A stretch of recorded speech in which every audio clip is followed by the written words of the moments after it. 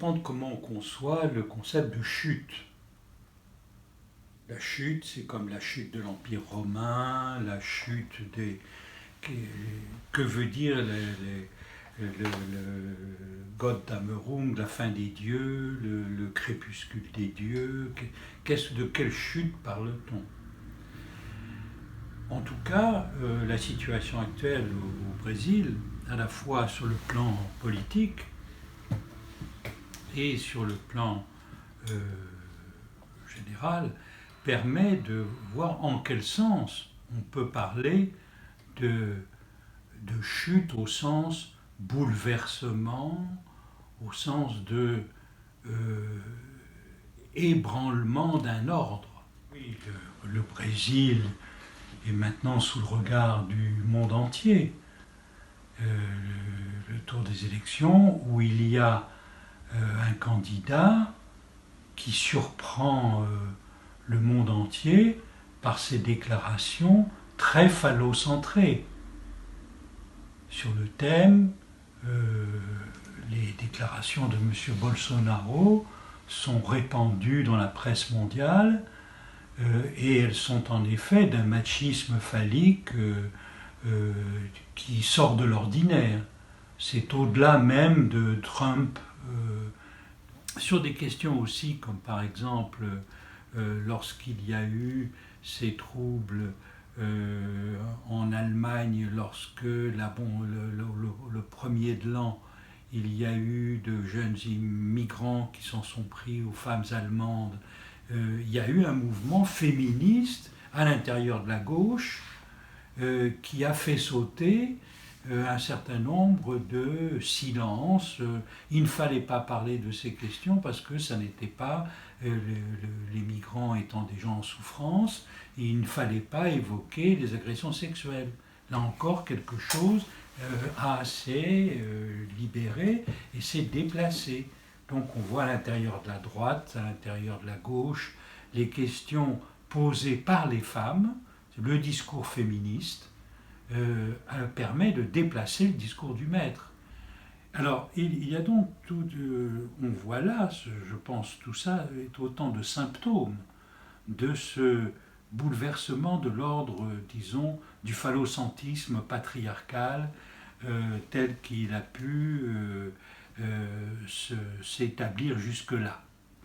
Alors, c'est aussi ces déplacements qui mettent en avant des questions qui portent sur la jouissance et qui ne sont plus ordonnées par le phallicisme, disons, qui ne trouvent pas de réponse dans une distribution facile dans l'ordre du phallicisme. C'est ce que, par exemple, les féministes américaines ont appelé le mouvement, disons, la révélation du mouvement queer et l'abandon du binarisme. Toute cette question qui est, disons, qui est surtout discutée dans ce féminisme américain très universitaire, très marqué par le discours universitaire, mais qui interroge en effet, sous la théorie du genre, la répartition binaire, c'est-à-dire l'ordre phallocentrique. Et on sent bien que ces questions portant sur la jouissance ne s'ordonnent plus de la même façon. Et ça, nous le voyons sur le plan clinique. Sur le plan clinique, on voit la naissance de toute une nouvelle clinique, que ce soit la clinique aussi bien dans l'enfance, l'adolescence, aussi bien qu'à l'âge adulte, où la question du trouble dans le genre, la façon dont, disons, les frontières de la jouissance s'interrogent d'une façon qui ne rentre pas dans la mise en ordre phallique, bien qu'elle soit structurée par le tableau de la sexuation que Lacan a proposé pour ordonner ces questions.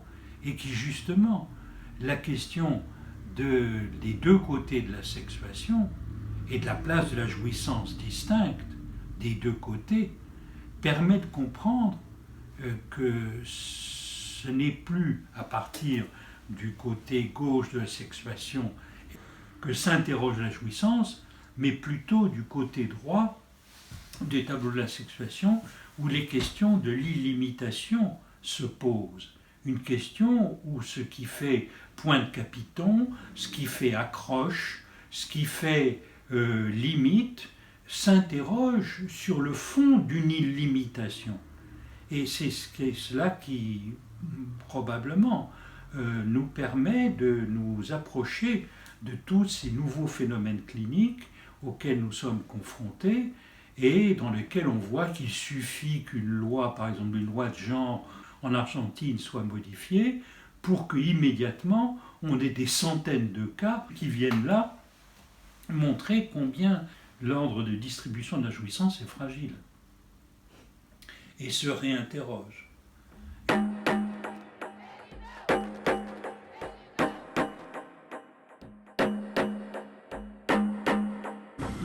On voit là le surgissement aussi d'une parole féminine qui s'est répandue à travers tout l'Occident, qui a eu des échos en Europe, et on a vu ce point. Le discours féministe permet de déplacer le discours du maître. Disons, les questions politiques telles que nous les formulons, et ça n'est plus en question simplement de classe ou de rapport de classe sociale, mais à travers cette question des classes sociales, il y a, bien entendu, elles n'ont pas disparu. Bien entendu, la montée des inégalités dans le monde fait partie de notre situation. Mais on voit qu'il y a quelque chose qui n'est pas du même ordre et qui vient déplacer ces questions. C'est comme les questions portant sur la religion, qui viennent là aussi et qui intéressent au plus haut point les volontés de conserver l'ordre phallocentrique. Il y a sous la question religieuse une question qui porte sur cet ordre-là, qui est bouleversé et qui donc amène des volontés de conservatisme, de conservation, de maintien, de restauration de cet ordre-là, où la parole des femmes le déplace, le reformule, permet de le repenser. Alors ça c'est au niveau, n'est-ce pas, niveau politique, au niveau des droits. Le discours de l'hystérie, ça veut dire le discours féministe, qui n'est pas la position féminine au sens de Lacan, position comme telle, mais c'est ce qui fait discours dans son interpellation du discours du maître au nom de la position des femmes. Et donc, c'est dire qu'on voit, ça nous donne bien une idée de la nouvelle scène des discours. À la fois, on a le tenant du discours phallocentré, machiste par excellence, et de l'autre côté, on a immédiatement surgissement de l'indignation et de la surprise devant de telles déclarations. Mais c'est pour ça que le Brésil, en effet, est sous le regard du monde. Et les enseignements qui vont sortir de ces élections si importantes et si dramatiques, d'une certaine façon, si étranges, le signe d'un trouble profond dans le discours du maître et dans lequel répondent pour la première fois les femmes, c'est-à-dire ce que le féminisme là trouve à s'insérer et à répondre à ce trouble dans l'ordre du discours du maître et à l'ordre machiste de façon étonnante. Mais il y a aussi d'autres symptômes de ce point. De même, aux États-Unis, au nord, Trump d'un côté, qui ne cesse pas de se débattre avec ces questions. Autour de lui, enfin pendant la campagne, non seulement il affrontait une femme, Hillary Clinton, mais ses déclarations sur les femmes ont attiré l'attention. sortait de l'ordinaire. Et moyennant quoi, un an après, on avait le Harvey Weinstein qui était lui-même dénoncé, donnant naissance au grand mouvement MeToo. Voilà des questions qui nous sont posées par ce malaise dans le discours du maître. De même, l'ordre, disons, patriarcal que soutenait l'Église catholique est actuellement touché par les scandales de séduction que l'on qualifie quelquefois de pédophilie dans l'Église. Nous avons là un ébranlement qui fait de cette affaire la grande chose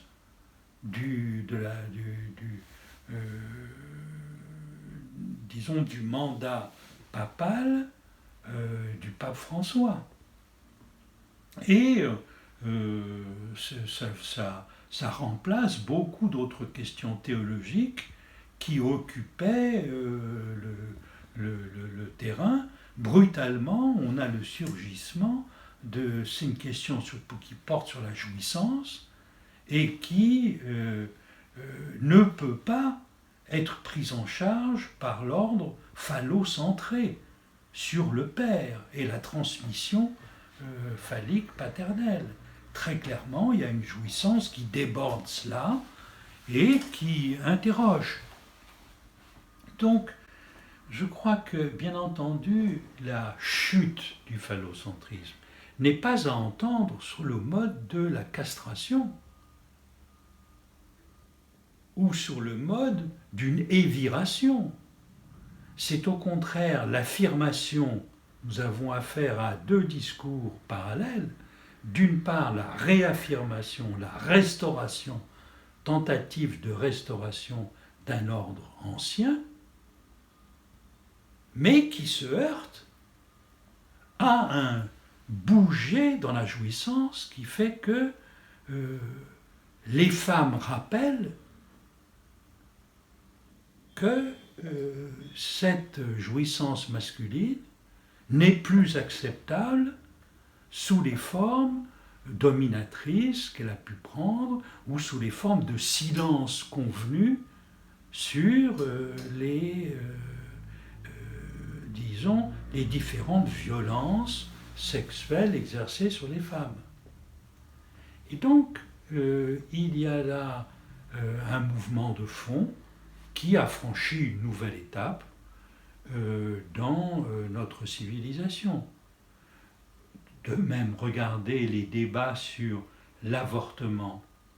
L'avortement dans des pays qui, pendant longtemps, ont été dominés par l'Église, comme l'Irlande, en Europe, et en Amérique latine, les débats récents en Argentine, pour lesquels, pour la première fois, les collègues psychanalystes ont aussi fait entendre le point de vue de la psychanalyse sur ces questions, et portant par là, enfin en écho, avec aussi le discours féministe sur le droit à l'avortement. Et au fond, nous devons, me semble-t-il, nous servir de nos instruments, qui sont à la fois les abords possibles d'une organisation de la jouissance à partir du point de vue de l'imitation, de même nous servir des instruments de la clinique borroméenne, qui est plus précise que l'ancienne clinique des noms du Père, pour aborder tous ces phénomènes. Et je pense que ces journées brésiliennes seront une très bonne occasion de nous essayer à agrandir notre monde et ainsi faire face à une analyse plus précise des nouveaux symptômes qui surgissent, aussi bien sur le fond clinique que politique.